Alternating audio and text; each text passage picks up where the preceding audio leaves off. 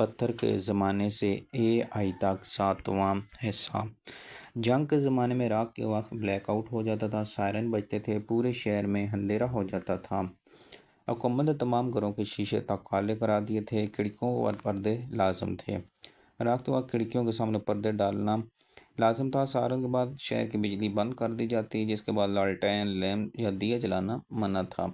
8 बजे के बाद कोई शख्स घर से बाहर नहीं निकल सकता, चनाचे शहर में हू का आलम होता था। सर्दियों का ज़माना था, इस दौर में सर्दी भी ज़्यादा पड़ती थी। लोग घरों में कोयले की गीटियाँ या लकड़ियाँ जलाते थे। सायरन के बाद इनको कवर कर दिया जाए या फिर इन पर पानी डालकर बुझा दिया जाता है। ये बंदोबस्त एयर स्ट्राइक से बचने के लिए था। ब्लैकआउट के बाद फिजा में तैयारे उड़ने की आवाज़ें आती, ये सिलसिला सुबह तक जारी रहता था। जंग के बाद पाकिस्तान टूट गया। मैं बच्चा था, मुझे इन चीज़ों का अंदाज़ा नहीं था, लेकिन मैं आज तक इस गम में डूबे चेहरे नहीं भूल सका। पाकिस्तानी बेइंतहा उदास बल्कि परेशान थे। मैंने लोगों को दाढ़ी मार कर रोते देखा। वालिद का बंगाली दोस्त भी रोता था। छावनी में भी उदासी थी। फ़ौज जब वहाँ से वापस आई तो फौजियों के साथ झुके हुए थे। लोग भी इनके इस्तकबाल के लिए बाहर नहीं आए। अफीसर अब खरीदारी के लिए शहर भी नहीं आते थे। मेजर मच्छर का तबादला लाहौर हो चुका था। वो जंग के बाद दोबारा नज़र नहीं आया।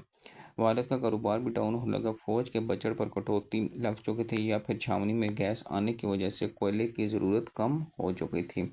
कोई तब्दीली आई थी जिसका असर कोयले की सप्लाई पर पड़ा। बंगाली ने मेरे वालिद को मशवरा दिया, चौधरी इस कारोबार को छोड़ दो, तुम सफ़ेद कपड़े पहनते हो जबकि इस काम में हाथ और मुंह दोनों काले होते हैं। कुछ सफ़ेद पोशों वाला काम करो। इसका दूसरा मशवरा, तुम खारियाँ छोड़ो, छावनी की वजह से अगली जंग में इस पर हमला हो जाएगा, तुम किसी महफूज शहर में चले जाओ।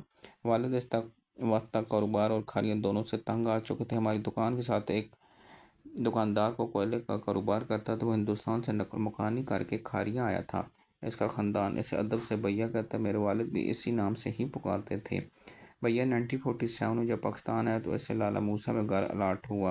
वो गरीब और कमज़ोर था, लिहाजा इसके मकान पर किसी ने कब्ज़ा कर लिया था। हम इसके पास अलाटमेंट लेटर मौजूद था। वालिद इस ज़माने में कोई घर तलाश कर रहे थे। भैया ने इन्हें अपना घर ऑफर कर दिया। वो मुनासिब कीमत पर अपना घर बेचने के लिए तैयार था। ताहम इसका कहना, चौधरी साहब कब्ज़ा तुमने खुद लेने वाले साहब के लिए कब्ज़ा ज़्यादा मुश्किल नहीं था। हमारा गांव लाला मूसा से सिर्फ 4-5 किलोमीटर के फासले पर, जिसकी वजह से पूरा गांव कब्ज़ा छुड़ाने के लिए शहर आ सकता था। लिहाजा वाले साहब ने मकान के कागजात खरीद लिए। इस दौरान वाले ने लकड़ी का एक आरा भी खरीदा। वो कारोबार बुरी तरह नाकाम हो चुका, जिसके बाद वालिद ने आरे पर मौजूद टाली की लकड़ी का फर्नीचर बनाया और हमने बाकी ज़िंदगी इसी फर्नीचर के साथ गुजारी। खारिया में मेरा भाई भी पैदा हुआ। वालदा सारा दिन मुझसे बचाती रहती। मैंने माँ को धमकी दे दी थी, आप अगर इसे वापस करके ना आई तो मैं इसे खुई में फेंक दूंगा।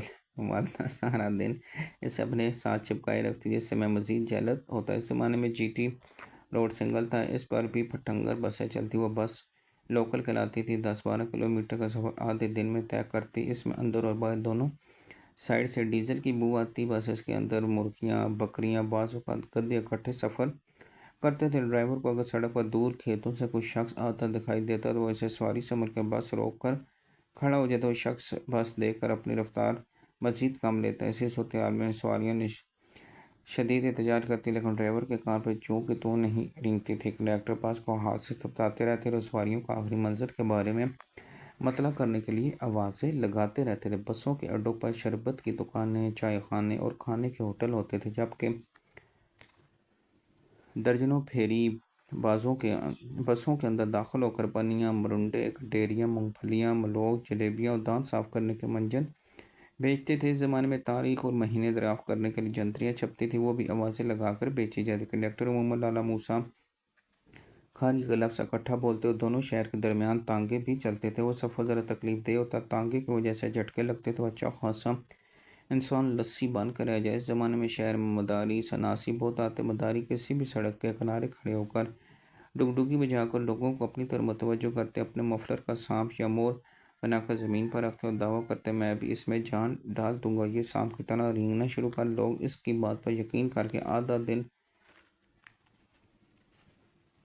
मफलर को देखते रहते थे। वो इस कदर चरब ज़ुबान होते कि लोग काम भूल कर इनकी तकरीरें सुनते। मफलर आखिर तक मफलर ही लेते, लेकिन वो मर्दाना कमज़ोरी या हासतों का बेड़ा गर्क करने वाली तवीज़ बेचकर गायब हो जाते। मदारी इस ज़माने का स्ट्रीट थिएटर होता और ये पूरे मुल्क में आम था। खारिया की यादों में एक बड़ी याद मेला था खारिया में हमारे घर के ऐन सामने साल में एक मरतबा मेला लगता है। सड़कों की दोनों साइड पर खाने की दुकानें सज जाती, हलवाई सारे आम बड़े साइज़ की जलेबियाँ तलते, लोग इन्हें जलेब कहते हैं। ये सिर्फ मेले से मिलती, हलवा पूड़ी भी मिलता और एक पिज़्ज़ा टाइप रोटी भी मिलती, जिसे शायद कतलम्मा कहते हैं। इसके साथ मौत का कुआं होता है जिसमें मोटरसाइकिल चलता है। मेले की सबसे अहम तफरीह लक्की रानी सर्कस है, जिसमें शेर भी होते हैं और हाथी भी, और जिमनास्टिक का कुर्ता भी। बोनों की मजाक हरकतें भी। मौत के कुएं लक्की रानी सर्कस के सामने ऊंचे प्लेटफार्म पर खुसरे डांस करते थे और पूरा शहर जमा होकर इनका दीदार करता। मेले के दो अहम तरीन थिएटर होते, एक आलम लोहार का थिएटर और दूसरा बाली जट्टी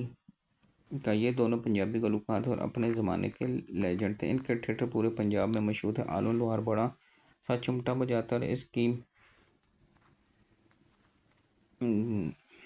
पर जुगनी गाता, जबकि बाली जट की आवाज़ भारी और खुरदी, लेकिन इसमें पंजाब का ख़ास रंग था। दोनों के थिएटर आमने सामने होते, दोनों की टिकटें ब्लैक होती और दोनों के अनाउंसर बड़े बड़े लाउड स्पीकर के ज़रिए शायकीन को दावत देते रहते। मेले में सैकड़ों लाउड स्पीकर होते हैं, इनमें से बारी आवाज़ निकलती, यूँ कान पर पड़ी आवाज़ सुनाई नहीं देती।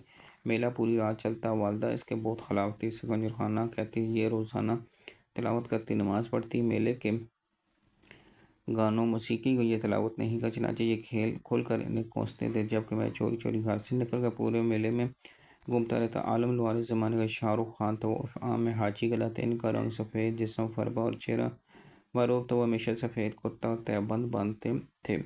उन्हें नया म्यूज़िकल इंस्ट्रूमेंट ईजाद किया, वो था चिमटा। वो तनूर के बड़े चिमटे को ख़ास रिदम में बजाते और लोग वो आवाज़ सुनकर महदहोश। हाजी साहब लाला मूसा के रहने वाले थे, मेरे वालिद को जानते थे। एक बार हमारी दुकान पे आगे इन्हें देखकर सैकड़ों लोग वहाँ जमा हो गए, बड़ी मुश्किल से वहाँ से निकले।